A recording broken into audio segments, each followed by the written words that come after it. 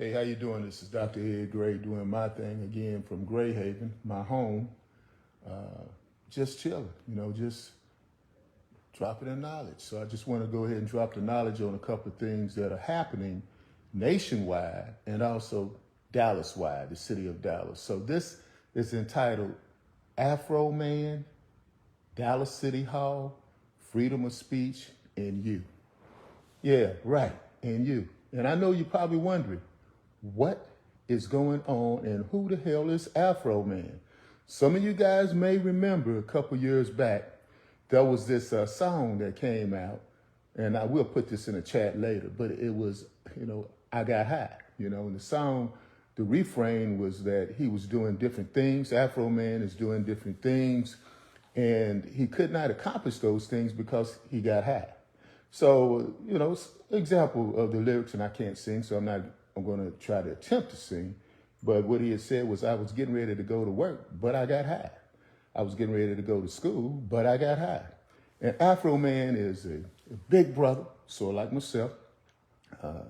And he went to court because he was sued by the city or the town that he lived in Ohio, because he made a rap song, a parody of how the police broke into his home, stole his money out of his clothes pocket, ransacked his house, and then didn't pay for it. So as a result of that, Afroman decided to go ahead and make several songs about what had occurred. And what had occurred was a part of freedom of speech. And freedom of speech is what we are about in the United States. That is the first amendment of the Constitution. It's freedom of speech. Freedom of speech. We always say that. I could say that. This is a free country. I could say that. It's a free country. And that's what Afroman said. He said, well, if you broke into my home, you did all these things, well, what I'm going to go ahead and do is parody what you did. So when you did that, I had a right to go ahead and come back. Now, normally black people, when they get angry and it may resort to violence. It may resort to violence.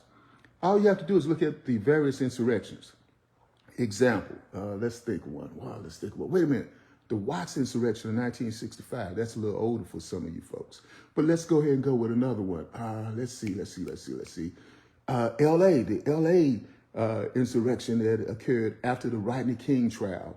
Those are things in which black people have been known to riot and have insurrections and protests on a nationwide level. But on a level that comes to home, we normally just take it. So Afroman took it another step forward. So he made the record, Lemon Pound Cake. Lemon Pound Cake, look it up. Lemon Pound Cake is about one of the sheriff's deputies who came into his home, and he looked at that lemon pound cake that his mother had made that was really nice and decided to take a slice. So when that occurred, that just froze out the police department, and the police department did what they normally do. Yep, they hit back. But this time they hit back in a way in which Afroman didn't expect, or maybe he did. They sued him. They broke into his house. Yeah, they broke into his house under the false pretense that he had drugs in his house, which he didn't have drugs in his house, and which he had a dungeon that he kept people in. He didn't have a dungeon. Nope. And then they tore up his house, and then he said, I need to be compensated. Reparations. Yeah, reparations for that. And they said, hell no. So, spoiler alert, black people, if you think you're going to get reparations for something that happened 200 years ago, no, Afroman couldn't get reparations for something that happened 2 years ago. So anyway, he decided to do his lemon pound cake as an expression of freedom of speech. And he won his case. He won his case because he wrapped himself up in the American flag. Yeah, he wrapped himself up in the American flag. Literally, he did. His suit that he had, the suit that he had on at that time, was just like an American flag. So you can have this big black man with a large, gigantic afro beating the system. And that's the system, and that's freedom of speech. See, this is what this is about. This is the reason why I'm having this talk with you right now from my home, because freedom of speech is violated all the time. We have academics such as, you ever read White Metropolis? Dr. Michael Phillips' story about the bad history of Dallas in regards to racism. He couldn't teach that. He can't teach it in public schools. No, they won't allow that on that. And he won't be able to teach it in higher, places of learning such as colleges because of DEI. They won't allow you to do that as well. So it's no wonder that I'm coming to you today talking to you about this. Now, I know we just covered Afroman. I'm getting ready to cover some other stuff. Hey, that's what it's about. I want to introduce a topic and drop it. So now let's go ahead and see how this ties into Dallas City Hall. Just received this. Hold it up. There you go. You saw it? No King's Day. That's happening this Saturday. Yeah, no King's Day. Happening this Saturday from 12 to 3, where everyone is going to be protesting and also exerting freedom of speech again. Freedom of speech again. I guess we are all somewhat miniature Afroman. Go figure. But where are we going to do this at? Dallas City Hall. That large expanse in front of Dallas City Hall that people have traditionally protested. You remember the Trayvon Martin killing when Zimmerman killed Trayvon Martin? Protested there. Remember the immigration protests? Protested there. We protest everything that is of great nature that we have to protest in this country at Dallas City Hall. Well, Dallas City Hall, they're thinking about tearing it down. Now, if they tear it down, where will we go to protest?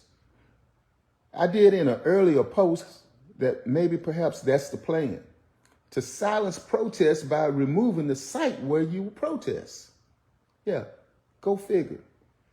In China, they have this place called Tiananmen Square.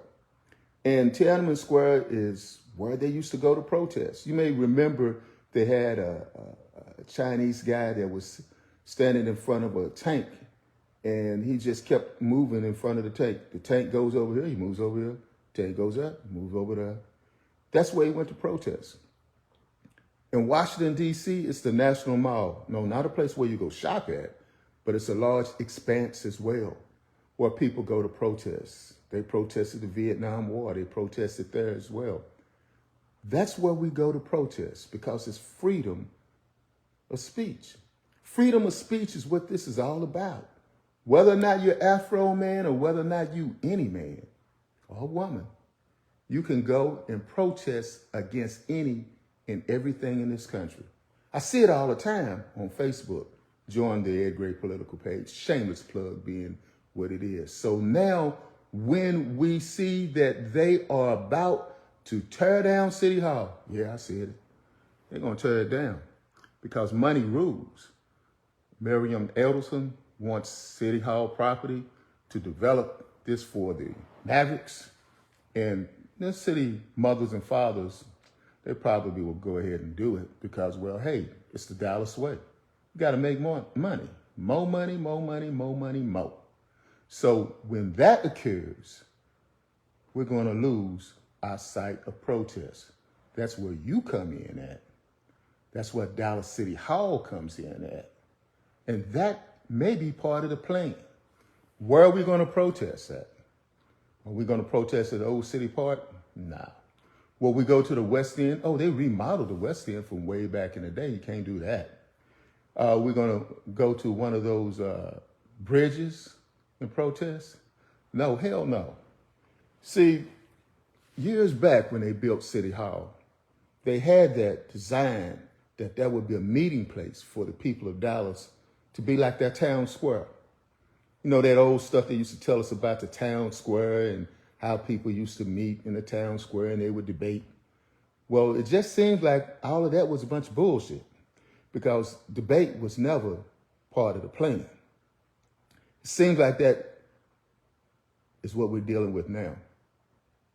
Afroman, Dallas City Hall, and you.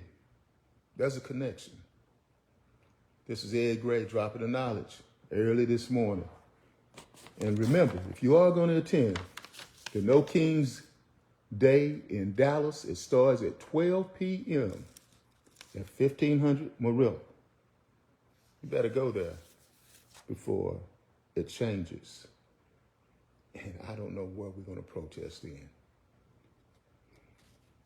Take care and salute again to Afroman. I have my coffee and I'm about to get my lemon pound cake. Take care.